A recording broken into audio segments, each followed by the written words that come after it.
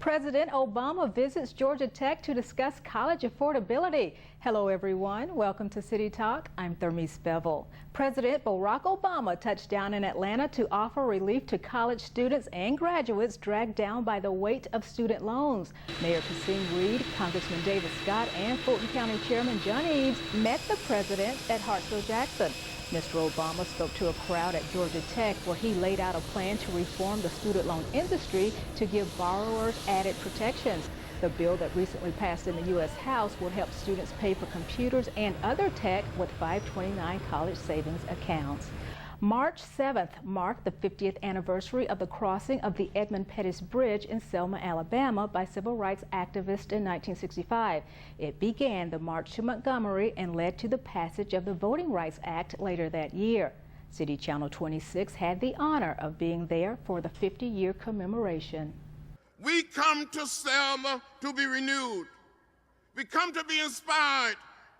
We come to be reminded that we must do the work that justice and equality calls us to do.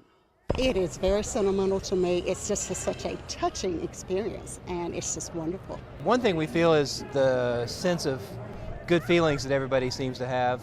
The unity, and just general, good vibe. We weren't able to eat and dine, or we weren't even able to get the health care that we are getting now. We were treated, well, they say equal, but we were not. The freedom fighters, the one that gave their all, the one that laid the foundation for the things that's going on here today. I think God really blessed those guys with a great amount of courage and enthusiasm to go and do what they done. What they did today made it possible for us, for President Obama to be in office. And they just opened up so many doors for black people in general, and I really respect them and thank them for that. From the streets of Tunis to the Maidan in Ukraine, this generation of young people can draw strength from this place, where the powerless could change the world's greatest power and push their leaders to expand the boundaries of freedom. Our special Remembering Selma 50 Years takes a look at the civil rights movement and the events leading up to the March to Montgomery. You can watch it here on City Channel 26 or on our YouTube channel, youtube.com/Atlanta City Channel 26. Councilwoman Natalie Archibong brought District 5 seniors together for her annual Focus Upon Senior Services. For 14 years, she has sponsored this informational fair for senior citizens to pick up useful facts about money-saving discounts and government services. As we think about trying to stretch our dollars, buying food and eating healthy is a critical way to make. The FUS seminar provides valuable information about sanitation, recycling, water and sewer bills, as well as information about discounts on various taxes and exemptions. County and city officials come out to answer questions about a variety of cost-saving services and programs. We have 80+ seniors here today. They're getting information about nutrition, they're getting information about senior discounts. I'm very honored to have so many of our city departments are here, Public Works, the Department of Watershed Management, the Police Department, the Fire Department, making sure that our seniors have the best quality of life as citizens of Atlanta. So your better option is a whole fresh piece of fruit. Bringing vital information to seniors at this annual event has become an effective way to ensure senior citizens in District 5 receive individual attention. Councilwoman Archibong says she wants to do everything possible to make the older members of the community aware of the benefits afforded to them as they try to manage on a fixed income. I think the whole concept with all of the governmental entities like water and everything it's just blowing people's budgets. That made me want to come out. Over the years, this event has proven to be a popular seminar for elderly residents and their caregivers. Basically, I come because of my mother. She's like 73, my father, he's 77. And a lot of this information I didn't know and she didn't know about. So this is a big help in the community for us keeping the elderly and senior citizens safe. After council member Archibong kicked things off with fuss, she dashed over to East Atlanta High, where she was inducted into her high school's Hall of Fame. Mayor Reed accepted a challenge on the city's behalf to make our streets safer for pedestrians and cyclists. Part of the Safer People and Safer Streets Challenge encourages cities to incorporate bicycling facilities into transportation projects. Atlanta is already well on its way to that goal. The mayor recently signed a citywide bike sharing program agreement with Cycle Hop. By the end of the year, 500 bicycles and 50 stations throughout the city will cater to residents and visitors looking for an alternative way to navigate the city. Atlanta Bicycle Coalition's Rebecca Cerna is part of the mayor's advisory committee. She and a group of 24 cyclists recently rode to City Hall to support a complete streets policy, part of the year-long challenge. Complete the part of DeKalb Avenue where the current Complete Street project ends to where the Decatur Street bike lanes pick up. It's one of these streets that if you were to make it a complete street where people felt safe, it could open up so many opportunities for people to be able to bike to get places that they don't currently have. A full committee to oversee the Safer People and Safer Streets Challenge will include members of the Atlanta City Council, city planners, and community leaders.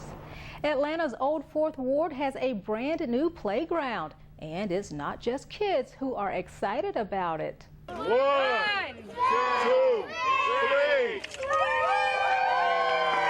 With much jubilation, the new Martin Luther King Jr. Park playground is now open.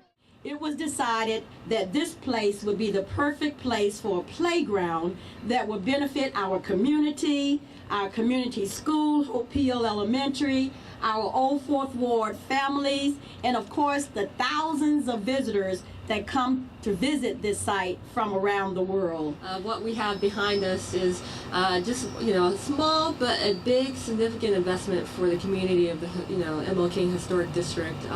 And as the Commissioner of Parks and Recreation, we're looking to do that all across the city. The Department of Parks and Recreation invested $110,000 in the playground located at MLK Jr. National Historic Site, but it's been the mission of many. Hope Hill was one of the few elementary schools in the district that did not have a playground, and we needed to advocate heavily, and we knew that to do that we had to communicate with the city, with APS and the National Park Service. The playground is a streetscape design offering a wide range of open-ended play options. It allows children to be creative while working on their development skills. It's a great opportunity for the kids to come outside and have recess just to burn off some energy so that when they go back into the classroom, they're better prepared to focus and, work on their studies in the classroom. The new playground replaces an older one that was no longer in usable condition. Councilmember Kwanzaa Hall led the effort and is pleased with the outcome. This is a little thing, but it affects the future generations. So I think it matters that we put priority here. And of course, the mayor has been supportive of doing things for children, whether it be the Centers of Hope or things like this. So I'm really, really thankful and that it's become a high priority and it got done. Several park and playground openings are slated for the city of Atlanta this year. Members of the Atlanta City Council joined the Atlanta Hawks to honor basketball legend Dominique Wilkins. As the community celebrated the 15th anniversary of Phillips Arena, a larger-than-life statue of Wilkins was unveiled. The 13.5-foot tall, 18,000-pound granite sculpture features Dominique in one of his signature poses. Wilkins was instrumental in the team's prominence in the 1980s when the franchise recorded 4 consecutive 50-win seasons. This is really exciting because growing up here in the city, Dominique was my idol when it came to basketball. And certainly he's someone who's been incredible in the community since his basketball days. This is just an amazing day to honor an amazing man, and I'm so glad that the city of Atlanta could be a part of it. And when you think about Dominique Wilkins and all that he's done on the basketball court, he's done even more for our city. This is so important to my family. This is so important to me. But more importantly, it's so important to the city of Atlanta. That's who it is for. It ain't just for me. It's for the city of Atlanta and the state of Georgia. Wilkins was a 9-time NBA All-Star and one of the best dunkers in NBA history. Dominique Wilkins is absolutely a hero to many. And in the city of Atlanta, he's more than an icon. He's more than a city father. He's somebody that has dedicated his life to the well-being of Georgia, to the well-being of Atlanta. You know, I'm so proud to be able to honor the great legacy that Dominique Wilkins has given to our city. As a child growing up in middle school, high school, he was the iconic figure for our city. He's been an outstanding Atlantan, he's been an outstanding American, and truly deserves this recognition. The statue was created by Brian Harlan and is a symbol of Dominique's success as a player both on and off the court. Wilkins has also been named a special advisor to the team's CEO, Steve Koonin, and will continue to be the vice president of basketball for the Atlanta Hawks. Eco Depot, Atlanta's largest recycling event, is coming your way Saturday, April 18th from 9 a.m. until 3 p.m. This year, Eco Depot is at Charm, the new center for hard-to-recycle materials at 1110 Hill Street. Councilmember Carla Smith encourages Atlanta residents to drop off electronics, paint, household hazardous waste, batteries, light bulbs, cooking grease, tires, and other hard-to-recycle items. Eco Depot, April 18th at Charm, 1110 Hill Street. When we come back, a 96-year-old resident reminisces about the Atlanta streetcar. And we talk with Public Works Commissioner Richard Mendoza. We understand that the entire backlog is approaching $1 billion. ATL 26, Forward Together, covering Atlanta inside City Hall and out in the community, keeping you connected to the people who are making a difference, transforming lives through service and giving. ATL 26, Forward Together. Public Works Commissioner Richard Mendoza is with us today. Commissioner, thank you so much for being here. Yeah, it's my pleasure. Residents across the city voted to approve a 20-year, $250 million infrastructure bond referendum, which will help pay for roads, bridges, sidewalks, public facilities, and things of that nature. How does the passage of this referendum impact Atlanta? It impacts Atlanta greatly and in a positive way. These are infrastructure reinvestments that we have deferred for some time and that we have been needing to make.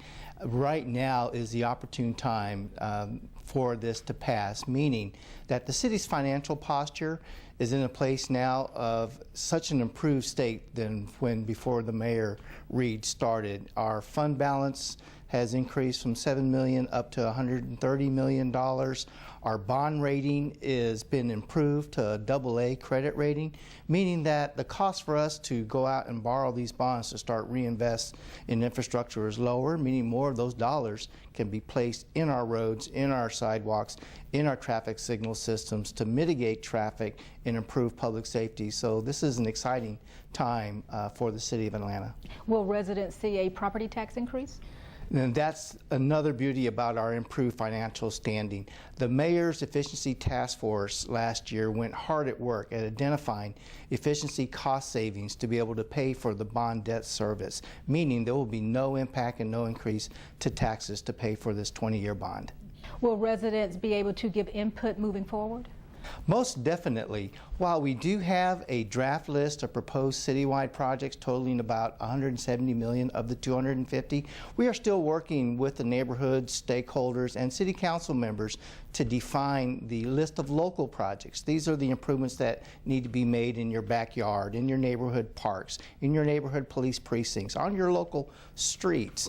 And so we definitely encourage folks to take advantage of the communication avenues to Public Works, namely our website, renewatlanta2015.com, and tell us what your priorities and needs are for the local project list, which we'll need to have fairly defined by the time we go to the bond markets next month. Atlanta, like many metropolitan cities, has aging infrastructure. Why did the city only ask for $250 million to fix a $1 billion problem? So we needed a very good financial plan to move forward that was within our means. We understand that the entire backlog is approaching $1 billion. $250 million represents about 25% of that backlog. With $250, we're able to move forward, take care of the most critical and most pressing needs right away without affecting the financial stability and health of the city or affecting tax rates. And it's our intention that with the success of this program, we'll be situated to pursue ensuing bonds to chew away at the rest of the deficit. How can constituents contact Public Works about infrastructure concerns or other services you offer? Well, one of the ways is to, regarding the bond, is to utilize the Renew Atlanta 2015 CityTalkMarch.com. But for day-to-day service requests, we're still open for business 5 days a week in transportation on an emergency basis 24/7. All you need to do is dial 311. You can report a missing trash can, report a pothole or sinkhole in the street. And so for the everyday service requests and repair needs of the city, we're still here at the service. And the most effective way to reach us is to utilize the new customer service 311 system. Okay. And finally, Commissioner, the Atlanta streetcar, now that it's up and running, how is ridership? Ridership has exceeded our expectations. Through March 16th, since its opening on December 31st of 2014, over 135 riders have utilized the downtown streetcar. And that's tremendous for a streetcar that's been operating basically with 2 or 3 cars, each one holding about 200 passengers on a 2.7-mile track. We are very enthused with the ridership, and the riders have come from a broad variety of origins. There are local residences, there are visitors, there's folks that work downtown, there are college students, tourists, and so to that degree, we're very, very enthused about the performance of the streetcar thus far. Commissioner Mendoza, thank you so much. You're very welcome. Coming up, riders on the Atlanta streetcar get a big surprise. The Harlem Globetrotters aboard public transit, and the city of Atlanta celebrates Irish heritage.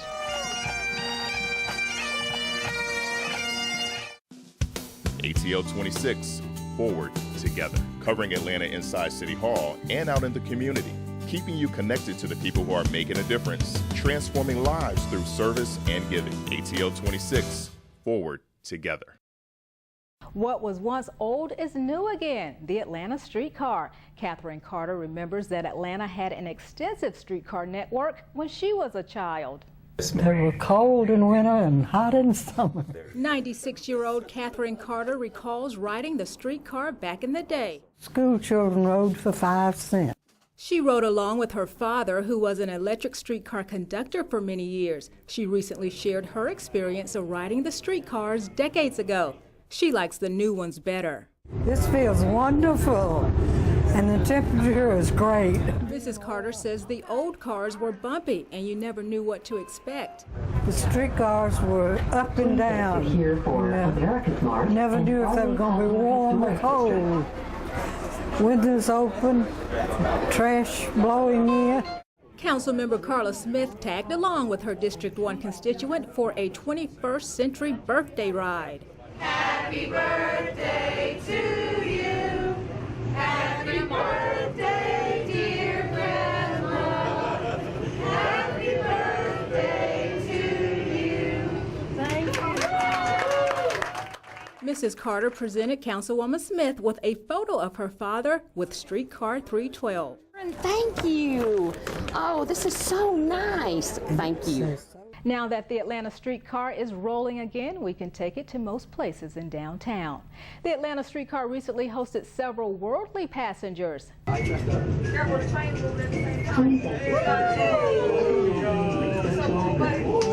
The Harlem Globetrotters were in town for exhibition matches and took a ride on the city's newest conveyance. They did tricks for the other riders and took pictures with some of their fans.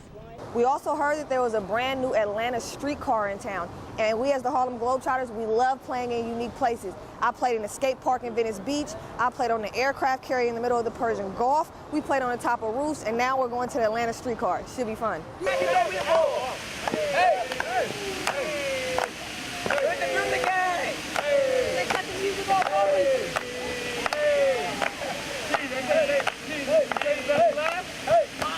The Atlanta streetcar opened on December 30th. It winds through downtown Atlanta in a 2.7-mile loop and takes riders to popular sites including Woodruff Park, the King Historic District, and Centennial Olympic Park. City Council President Cesar Mitchell celebrated St. Patrick's Day in grand style. Several council members joined President Mitchell at the St. Patrick's Day Dignitary Breakfast, where the group gave him a gift as a token of appreciation for his support. This is a wonderful occasion, a wonderful opportunity to celebrate young people, to hear some of the great stories about the relationship between Ireland and the city of Atlanta, and so this is a wonderful morning. On St. Patrick's Day, we celebrate Irish heritage and the contributions Irish Americans have made to our nation. The holiday honors the patron saint of Ireland, St. Patrick.